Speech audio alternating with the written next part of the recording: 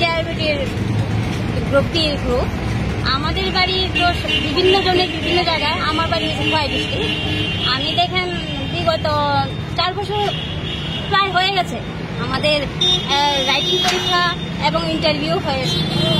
তো ইন্টারভিউ হয়ে যাওয়ার পরও এখনো আমাদের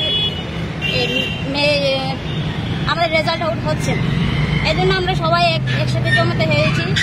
আমরা প্রতিবাদ করতে চাই না, আমরা শুধু একটু জানতে চাই যে কবে নাগাদ দেওয়া হবে। আমরা যে গ্রুপটি যারা দিয়েছি, কমপ্লিট করেছি, তারা সবাই আমরা ডিপ্রেশনে আছি, খুব ডিপ্রেশনে আছি। এই জন্য জমায়েত হয়েছি। আমরা আন্দোলন করতে চাই না, আমরা জাস্ট একটু জানতে চাই সরকারের কাছে, বা আমরা অফিসের মেন হেড ক্লার্ককে আমরা তো জানি না, কেউই জানি না নাম কি ওনার, কিছু জানি না, শুধু আমরা রিকোয়েস্ট করতে চাই। নমস্কার। এর আগে তো গ্রুপ সির হয়ে গেল, গ্রুপ সি হয়েছে, তাই জন্য তো আমরা এসছি।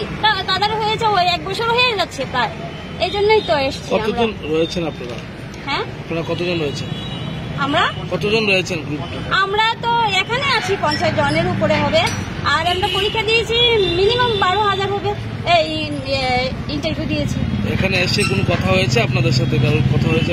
না, কথা হয়নি। কিন্তু দেখেন, আমি তো ভেবেছিলাম অনেকে আসবে। আমার তো ক্ষুধা, আমার তো এজও হয়ে গেছে, আর প্রায় 38-39 কাছে হয়ে যাবে। আমি এখন মনে নিই এইটা, এই জন্য আমি এসেছি। শেষ বয়সে আমার কিছু একটা হয় না। আমার সবাই তো চায় না যে আমি নিজেই রুজু করি, আমি নিজেই করি। ভবিষ্যতে একটা আমার পরিবার, আমার ঘরে বোন আছে, আমার হাজব্যান্ড আছে, আমার ছোট একটা বাচ্চা আছে, তাদের নিয়ে আমি সংসার আমার।